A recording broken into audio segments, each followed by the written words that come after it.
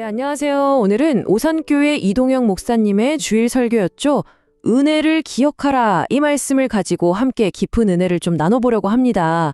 사실 오늘 나눌 말씀이 남유다의 요아스 왕에 대한 이야기인데요. 이 안에는 우리가 평생 가슴에 새기고 절대 잊지 말아야 할 엄청난 영적 진리들이 숨어 있거든요. 자, 그럼 어떤 교훈들이 담겨 있는지 말씀 속으로 함께 들어가 보겠습니다.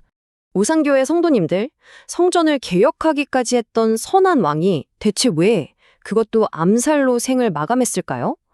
열왕기하 말씀을 쭉 읽다 보면요, 진짜 큰 미스테리에 부딪히게 되거든요. 요아스는 무려 40년이라는 긴 세월 동안 나라를 다스리면서 무너진 성전도 수리하고 하나님 보시기에 아주 훌륭한 개혁을 이끌었던 왕이잖아요.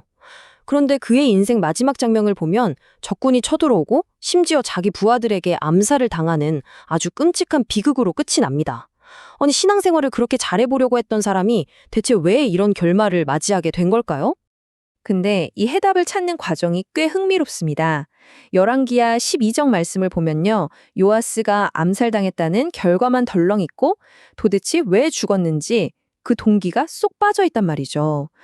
그러면 당연히 아니, 하나님은 왜 이렇게 잘하는 왕을 안 지켜주셨지? 이런 의문이 생길 수밖에 없잖아요. 그런데 여기서 역대하 24장 말씀을 딱 펼쳐보면 그동안 감춰져 있던 비극에 숨겨진 진실, 그 퍼즐 조각이 비로소 선명하게 맞춰지게 됩니다. 자, 그 진실을 파헤치기 전에요, 이동영 목사님께서 요아스의 삶 전체를 관통하는 아주 핵심적인 단어를 하나 짚어주셨어요. 우리 한번 생각해 볼까요? 10살 때 그 무서운 아달랴의 칼날을 피해서 살아남았던 거, 6년 동안 성전 밑에 숨어서 안전하게 지낸 거, 7살이라는 어린 나이에 왕위에 오른 거, 그리고 40년 동안 나라를 다스린 거. 여러분, 이 모든 게 요아스 본인이 잘나서 이런 걸까요? 전혀 아니죠. 철저하게 하나님의 절대적인 은혜였고 제사장 여호야다의 헌신적인 보호 덕분이었습니다. 그러니까 요아스의 삶은 그냥 그 존재 자체가 은혜였던 겁니다. 자, 이제 첫 번째로 우리가 마주할 숨겨진 진실, 그건 바로 교만입니다. 요아스의 영적 버팀목이 되어주었던 130세의 제사장 요야다가 세상을 떠나자마자 진짜 기가 막히게도 유다의 지도자들이 왕에게 찾아와서 납작 엎드려 아첨을 하기 시작하거든요. 바로 이때부터 모든 이야기의 흐름이 완전히 뒤집히게 됩니다. 오산교회 성도님들, 성경에서 말하는 교만이 도대체 뭘까요? 단순히 어깨에 힘 좀 들어가는 거? 아닙니다. 이동영 목사님은 이걸 아주 엄중하게 정의하셨어요. 교만은 하나님이 받으셔야 할 영광을 자기가 가로채는 것이다 라고요. 요아스는 사람들의 그 달콤한 아첨을 단호하게 끊어내지 못했습니다. 결국 자기가 누리는 모든 것이 하나님의 은혜였음을 까맣게 잊어버리고 하나님의 영광을 도둑질하는 정말 무서운 죄악의 늪에 빠져버린 거죠. 이게 진짜 얼마나 무서운 일이냐면요, 이사야 42장 8절 말씀에서 하나님이 아주 확실하게 못을 박아두셨습니다. 나는 여호와니 나는 내 영광을 다른 자에게 주지 아니하리라. 우산교회 성도님들, 우리 하나님께서 우리의 다른 부족함이나 연약함들은 다 긍휼히 여겨주시지만요, 피조물이 창조주가 홀로 받으셔야 할 영광을 가로채는 이 교만만큼은 절대 결코 용납하지 않으시고 심판하신다는 사실을 똑똑히 기억해야 합니다. 이 구약의 요아스와 아주 소름 돋게 똑같은 파멸의 길을 간 사람이 신약에도 한 명 나오죠. 사도행전 12장에 등장하는 헤롯 왕입니다. 역사 기록을 보면요, 헤롯이 번쩍거리는 왕복을 입고 쫙 연설을 할 때 백성들이 야, 이건 사람의 소리가 아니라 신의 소리다 하고 칭송을 했잖아요. 그때 헤롯이 그 불경한 아첨을 거절하지 않고 하나님의 영광을 자기가 쓱 취해버립니다. 그 결과가 어땠습니까? 벌레에게 먹혀 죽는 아주 끔찍한 심판이었죠. 지금 요아스 역시 정확히 이 무서운 길을 걸어가고 있었던 겁니다. 이 교만이라는 독약은요, 우리 안에서 순식간에 도미노 현상을 일으킵니다. 첫째로 마음의 교만이 딱 들어오잖아요? 그러면 두 번째로 영적인 귀가 완전히 닫혀버립니다. 하나님께서 선지자들을 보내서 제발 돌이키라고 경고하셨지만 요아스 귀에는 하나도 안 들렸어요. 그리고 이건 결국 세 번째 단계의 집단적인 타락으로 이어지고 맙니다. 요아스 한 사람의 교만이 하나님을 섬겨야 할 통치 그룹 전체를 아주 고집스럽고 썩어빠진 부패 집단으로 전락시켜버린 거죠. 그리고 결국 요아스는 절대로 건너지 말아야 할 강을 건너고 맙니다. 하나님께서 마지막 경고로 제사장 스가랴를 보내시거든요. 근데 이 스가랴가 누굽니까? 어린 요아스 목숨을 살려주고 길러준 바로 그 여호야다의 아들이잖아요. 그런데 요아스는요, 다른 사람도 아닌 자기 입으로 명령을 내려서 스가랴를 성전뜰 안에서 돌로 쳐 죽게 만듭니다. 자신에게 베풀어진 그 엄청난 하나님의 은혜를 잔혹한 살인과 원수로 갚아버린 정말 상상조차 할 수 없는 타락이었죠.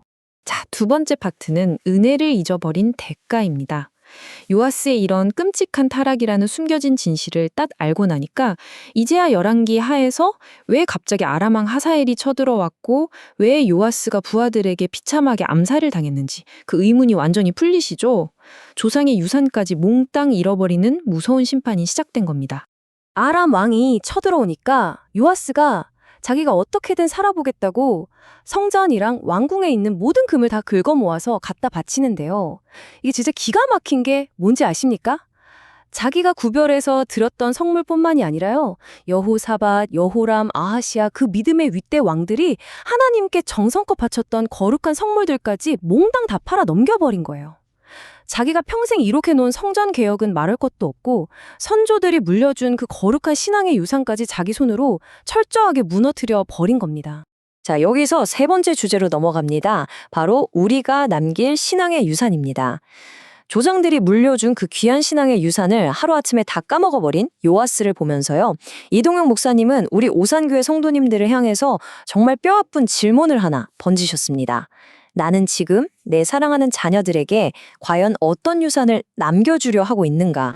우리가 내려야 할 선택은 너무나도 분명합니다. 오산교회 성도님들, 언젠가 다 사라져버릴 세상의 재물입니까? 아니면 영원히 남을 기도와 예배의 유산입니까? 사실 우리 부모님들 마음이 다 똑같잖아요. 내 자식 고생 안 시키려고 어떻게든 돈 좀 더 물려주려고 정말 애쓰시죠.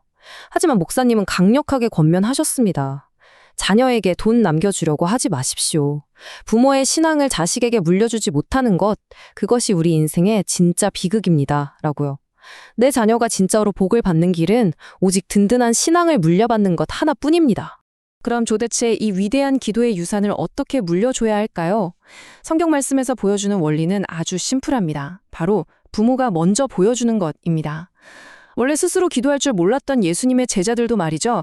예수님이 십자가 은혜를 품고 끊임없이 기도의 모범을 보여주셨을 때 비로소 뜨겁게 기도하는 사람으로 변화되었거든요. 집에서 예배하고 기도하는 부모의 뒷모습, 그걸 보고 자란 자녀는 절대로 곁길로 가지 않습니다. 오늘 말씀의 결론인데요. 목사님께서 설교 마지막에 들려주신 일화 혹시 기억하시나요? 68세에 시력을 잃으시고 90세에 소천하신 어느 목사님의 어머님 이야기요. 그 어머니가 완전히 눈이 멀기 전에 사랑하는 자녀들을 위해서 돌에다가 이런 글귀를 새겨놓으셨다는 거 아닙니까? 사랑하는 자녀들아, 형제간에 화목하고 기도로 숨쉬어라. 와, 세상에 그 어떤 금은보화가 아니라 기도로 숨쉬어라 라는 위대한 신앙의 유언을 남기셨고 자녀들은 그 찬란한 유산을 너무나도 아름답게 이어받았습니다. 자, 이제 오늘 말씀 해설을 마무리하겠습니다. 오산교회 성도님들, 여러분은 지금 사랑하는 자녀들에게 어떤 유산을 준비하고 계십니까? 우리가 살아 숨쉬는 그 자체조차 철저하게 하나님의 은혜라는 사실 늘 가슴 깊이 새기시고요.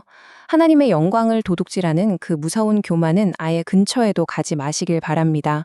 그리고 무엇보다 우리 자녀들에게 기도를 물려주고 예배를 물려주시는 위대한 신앙의 명문가들을 세워가시기를 간절히 소망합니다. 오산교회 성도들, 다음 시간에도 더 깊고 은혜 넘치는 말씀 들고 다시 찾아뵙겠습니다. 감사합니다. 평안한 한 주 보내세요.